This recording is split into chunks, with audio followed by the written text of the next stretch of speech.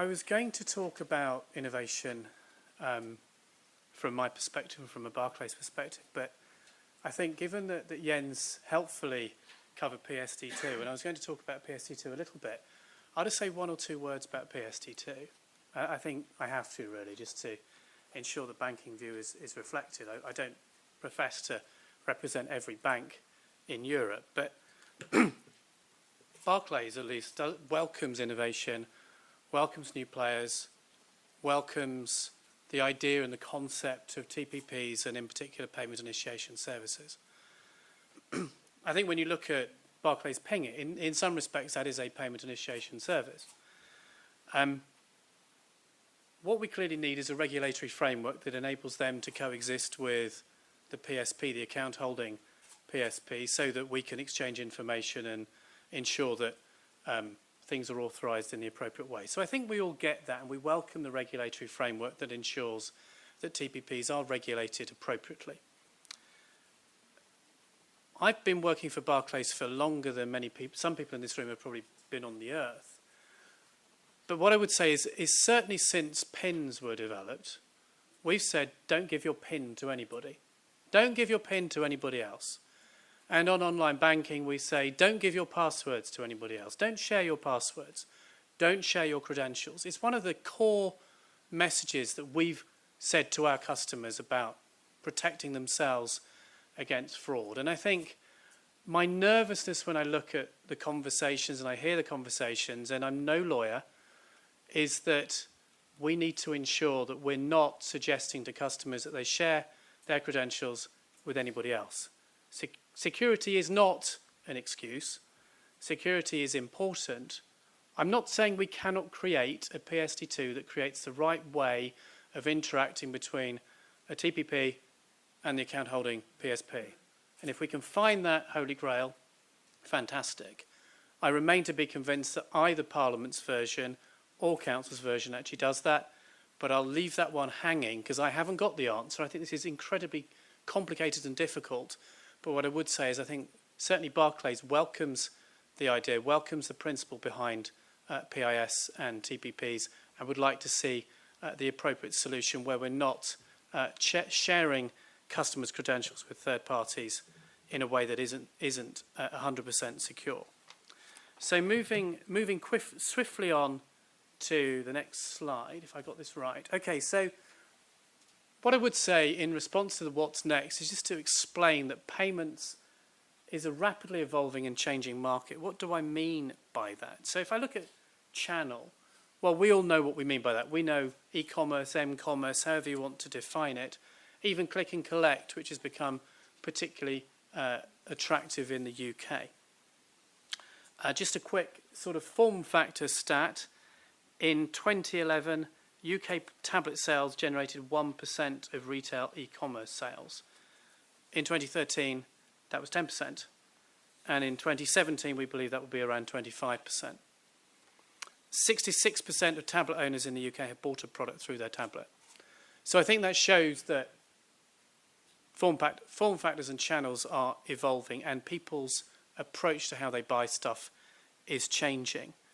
I also look at form factors and I think of what we've got in Barclays. Obviously, there's the mobile phone itself, but increasingly wearable technology, whether that's a B-Pay band that we have in Barclays.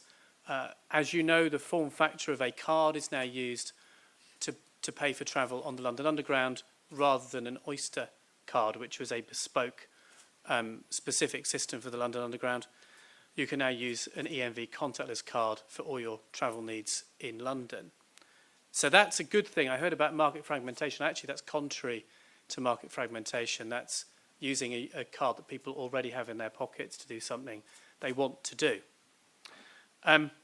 But also, when I look at payments value chain, I think this is quite interesting. In the old days, it was an issuer and an acquirer, and then there was the couple of customers. And so two organisations making money from this.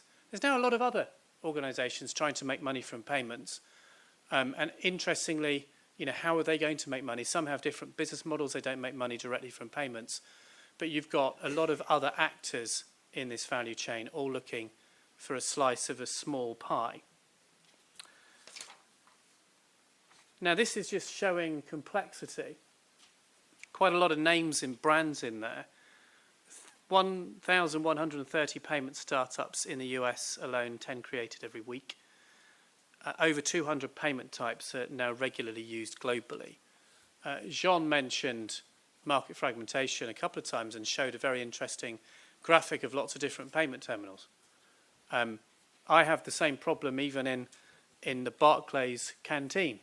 There are 3 payment terminals.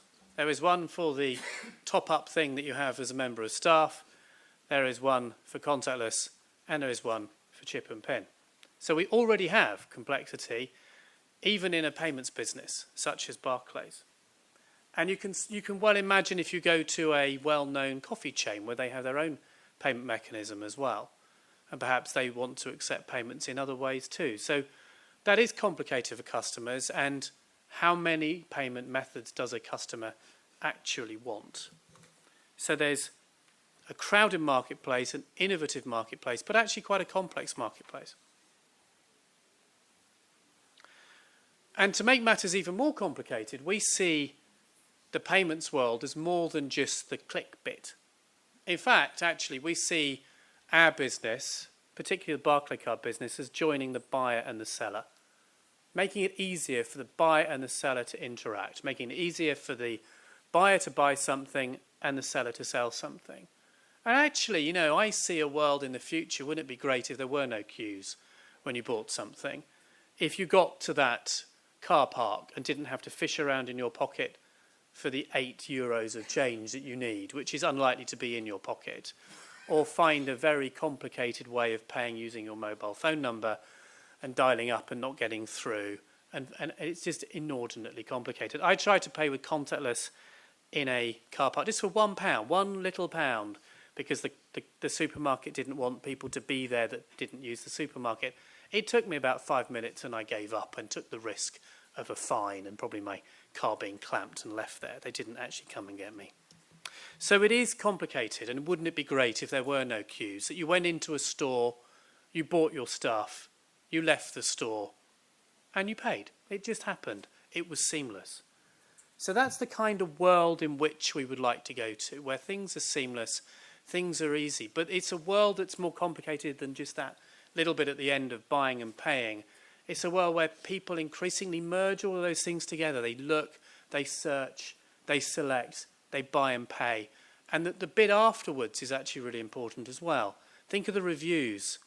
If I look at a very well-known online retailer that was mentioned earlier, my big bugbear with them is when they don't deliver and the man puts a postcard through my letterbox saying he tried. I know he didn't. I know he never knocked. He just put the card through. I now have to go to the post office to pick up whatever it was I bought. Solving these issues are at the heart of solving all of the buying and paying issues for customers. And we cannot say, as a payments business that is interested in joining buyers and sellers together, that we're not interested in that part of the payments journey either. Of course we are.